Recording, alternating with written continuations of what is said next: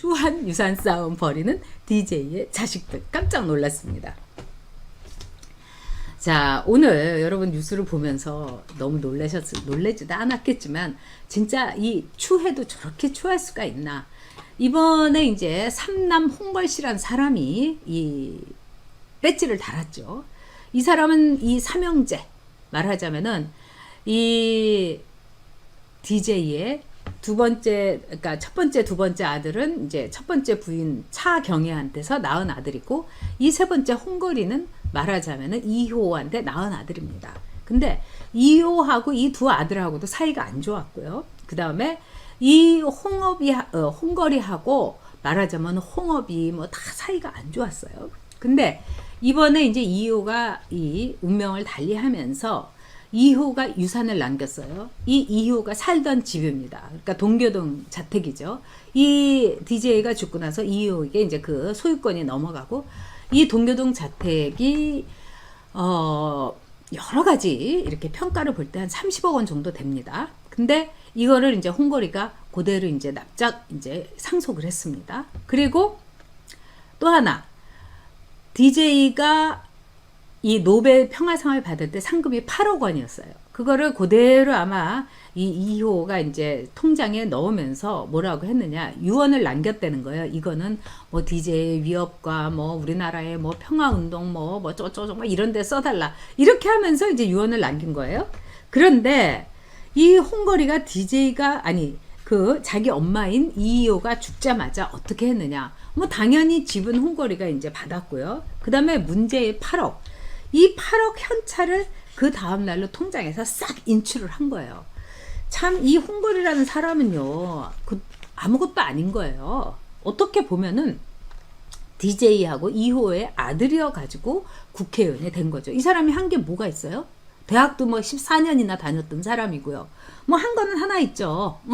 그 진승현 게이트에 이렇게 돼가지고 돈 37억인가 그거 헤쳐먹은 거. 그런데 그것도 헤쳐먹고도요, 이 항고를 하지 않았어요. 왜? 그보다 더 많이 받았으니까 이걸로 해가지고 플리 바게닝 한 것처럼 나 먹고 떨어지겠다 이러면서 감옥살이 했던 거예요. 그래서 별을 달았죠. 민주화의 별이 아니라 그 감옥살이의 별을 달은 거예요. 그러고 나서 그런 정말 사기꾼에다가 이 횡령하고 돈 이렇게 뇌물 처먹었는데도 불구하고 자기 형님들하고 똑같이 또 그 형들도 다 뇌물 처먹었어요. 응? 그러니까 이 삼형제가 뇌물 먹고 그러고 나서 국회의원도 다 했어요. 정말 끝내주는 집 아니겠습니까? 자, 그런데 우리가 김정은이가 무슨 공이 있겠어요. 김일성이 손자인 거 밖에는 김정은이의 돈 존재 이유가 없는 거죠. 이 홍걸이란 애도 DJ하고 이호 아들밖에 얘는 존재 이유가 없는 거예요. 근데 문재인이 뭐라고 했습니까? 이 홍걸이를 막 영입을 하고 국회의원 배지를 달아주면서 뭐라고 했습니까? DJ의 존재, DJ의 어떤 그 위상, 이거를 우리 당이 껴안는 상징이다. 이게 바로 북한의 세습 독재 때 그 논리하고 똑같은 겁니다. 이거는 정말 좌빨의 논리고 이 이단 공산주의 주체의 논리, 주사파의 논리인 거예요. 그러니까 이런 사람이 배지 단 것도 우리가 기가 막힌데, 아니나 다를까 이 집안에서 이제 싸움이 일어난 겁니다. 자, 우리나라 법으로 되면은요, 이제 말하자면은 이 가족관계라는 건요, 이호가 말하자면은 죽었잖아요. 그렇게 되면은 이 홍걸이하고 앞에 두 명의 형제들하고는요, 말하자면은 아무 관계가 없어요. 이 가족 관계에서 형제로서는 남지만은 유산 상속에 있어서는요, 친자에게만 유산 상속을 하게 돼 있어요. 이건 우리나라에 누구나 마찬가지입니다. 그러니까 이호가 죽으면 이호의 재산은 다 홍걸이한테 가게 돼 있어요. 그게 이제 우리나라 법이에요. 왜? 아무런 핏줄 관계가 없기 때문에 이 이호가 이 말하자면은 아버지가 죽음으로 해서 그 관계가 멸하는 겁니다. 그러니까 이호가 집을 DJ한테 받아서 그 집이 이호 집이 됐는데 이거를 홍걸이가 갖는 거. That's okay. 이건 뭐 어쩔 수가 없어요. 그리고 아마 이호도 그 집을 보통 이제 그러니까 부인이 상속을 하게 되면은 웬만한 집은 그거 나눠주기도 하는데 이효가 끝까지 그 집을 자기의 이름으로 갖고 있었던 건 이거는 나의 하나밖에 없는 딱 하나밖에 없는 홍고리한테 주기 위해서죠. 근데 두 번째가 문제인 거예요. 이 8억이라는 돈. 즉 이효가 죽으면서 유산으로서 남기면서 이거를 김대중 도서관에 뭐 운영 자금이라 해서 각종 사업에 써달라 말하자면은 기부의 이름으로 하면서 유언을 남긴 거예요.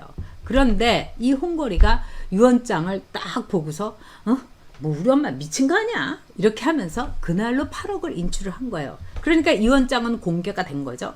그래서 그 홍업이는 이거는 우리가 이거는 같이 기부를 해가지고 우리가 나눠 써야 된다. 무슨 뭐 저기 노무현 아까 이 김대중 재단에 기부하는 게 결국 지들끼리 나눠 쓰는 거 아니겠습니까? 이렇게 얘기를 해서 지금 유산 싸움이 벌어진 거예요. 이 유산 싸움은 여러분 엄청나게 추하게 전개가 될 겁니다. 예를 들자면요, 노무현 재단 같은 것도요.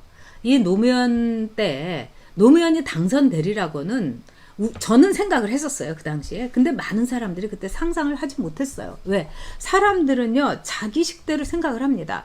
특히 재벌들, 뭐 우리가 알만한 재벌들. 그래서 그 당시만 하더라도 대선을 치르게 되면 재벌들이 각 캠프에 이렇게 돈을 이렇게 나눠줬어요.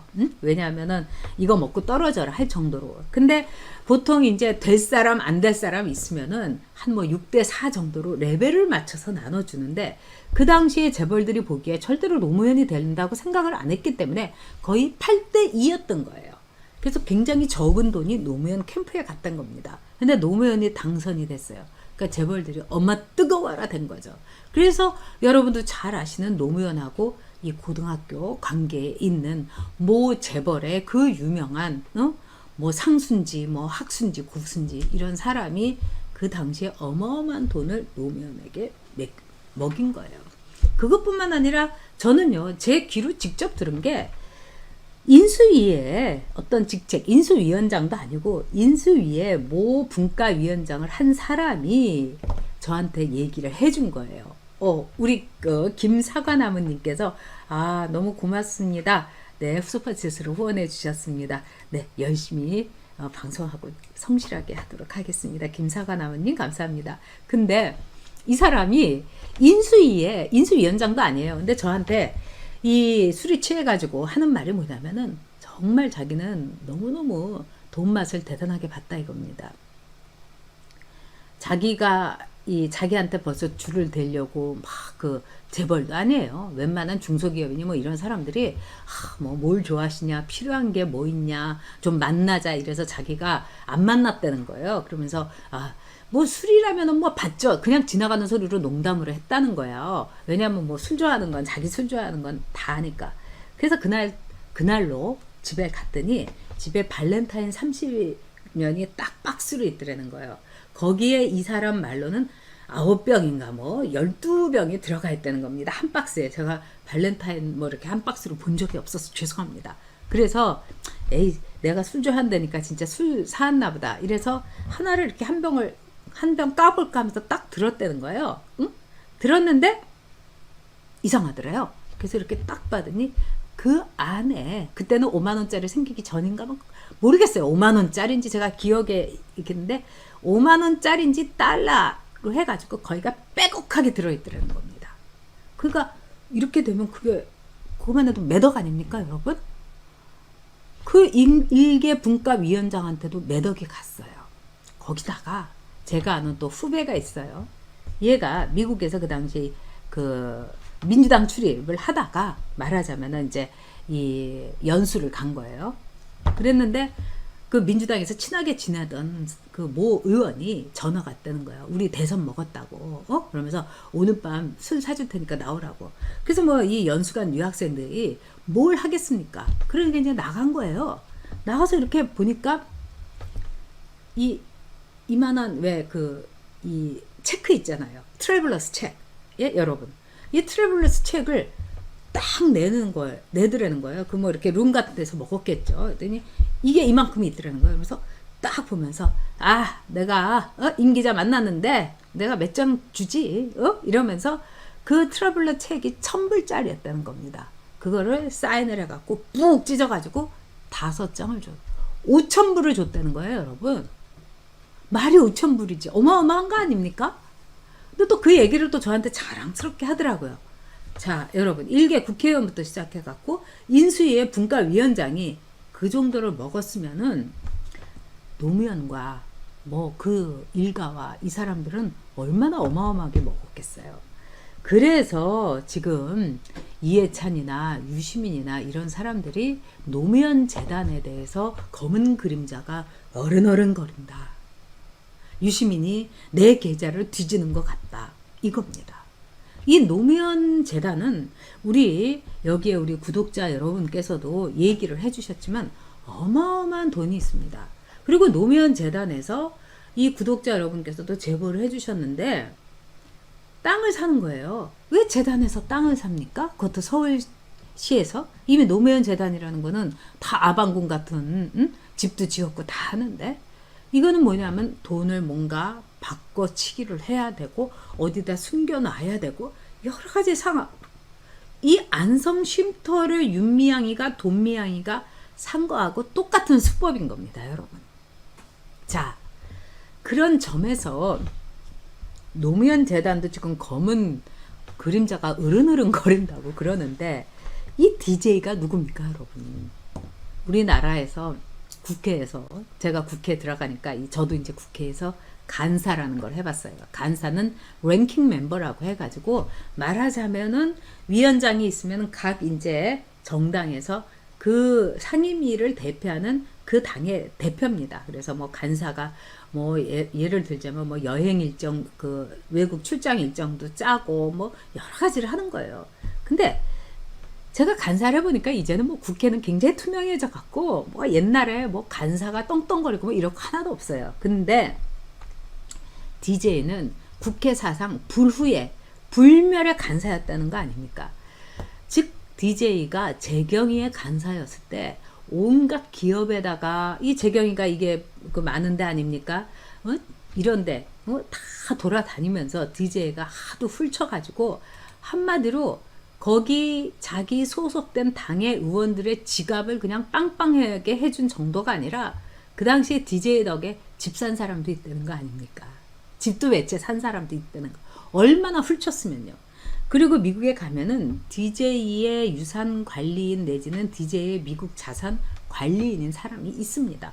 제가 그 사람도 만나봤고요. 그리고 이 월간 조선에도 보도가 다 됐습니다만 결코 월간 조선을요 DJ나 이호 씨가 이 명예훼손이라든가 허위사실로 고소한 적이 없어요. 월간 조선에서 어떤 일이 일어났는가. 이호가 대통령 부인 시절에 이 외교 횡령 이런 걸 많이 갖고 왔는데 그 돈박스를 원 없이 날랐다는 그 당시에 증언이 있어요. 자, 그런데 지금 이 DJ 재단에서 이호가 남기고 간 8억을 가지고 지금 싸우고 있는 건데 여러분 여기에서 여러분이 생각하셔야 될 게 단순히 그 돈이 8억만이 아니라는 겁니다, 여러분. 8억 플러스 알파인 거예요. 왜 홍거리가 8억 정도 갖는 거에 대해서 홍업이가 굳이 이걸 갖고 이렇게 하겠습니까?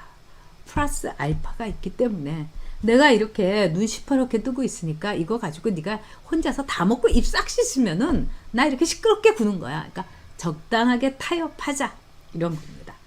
자, 이제 홍거리라는 이 희대의 뭐 사기꾼에다가 희대의 맘마보이, 그리고 정말 평생 직업이 2호 아들이자 DJ 아들이었던 사람이 배지를 답니다. 위안부 할머님들 등쳐먹었던 돈미양이가 배지를 답니다. 이제 지금이 6시니까요. 6시간 후에는요. 정말 더러운 세상 아닙니까? 대한민국의 국회의원 배지는 이렇게 돈 먹고 뇌물범들이 다는 겁니까? 이 폐륜 잡범에 가내보 방판하던 돈미양이가 다는 겁니까? 북한보다도 더 못한 사회가 된 것 같습니다, 여러분.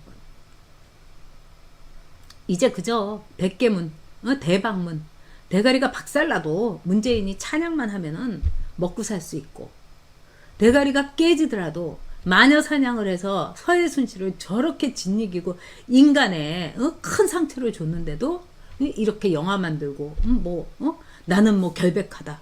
이러는 다이빙벨에다가 김광석에다가 말도 안 되지 않습니까? 여러분, 저는요 100만 원이라는 재난 소득을 이렇게 우리 국민들에게 입에 이렇게 찔러주는 게 일종의 마약을 맛보게 해주는 거란 생각이 듭니다. 처음에 마리파나를 피웠던 사람들이 나중에 뭐 필로폰이라든가 이런 아주 극성의 아주 정말 극강의 마약에 결국은 간다는 거 아닙니까? 우리가 그리스, 우리가 베네수엘라 이렇게 되는 날 멀지 않았습니다. 국가 가계 부채 비율 50%입니다. 이건 도미노선이 여러분 도미노처럼 쫙 이 나라의 마지노선이 무너졌다는 걸 뜻하는 겁니다. 홍콩 사태 기가 막히죠. 이제 홍콩에서 입도 뻥끗 못합니다, 여러분. 이제 홍콩 탈출이 이제 이루어지게 되는 겁니다. 근데 저는 이렇게 홍콩을 보면서 이제 대한민국이 저 홍콩처럼 되겠구나. 영국에서 중국으로 반환되면서 1국가 2체제, 홍콩의 자유와 홍콩의 경제 활동을 보장하겠다고 한 중국. 결국은 저런 식으로 해갖고 홍콩을 먹지 않습니까? 전인대에서 홍콩에 대해서 그 어떤 입도 뻥끗 못하게 하는 보안법을 저렇게 99.99%로 통과하는 거 보십시오. 그 반대한 한 명은 제가 보기에는 능지처참될 것 같습니다. 근데 대한민국이 홍콩을 우리가 저 홍콩이 바로 다음에 정권 교체 못하면 바로 대한민국의 도플갱어, 대한민국의 미래는 너무 멀죠. 내일 모레가 될 수 있는 겁니다. 너무 여러분들이 마무리하시는데 제가 우울한 말씀 드려서 죄송합니다만 이게 말하자면은 우리 대한민국을 사는 사람들의 현실입니다. 어떻게든지 되찾읍시다. 대한민국을 되찾읍시다.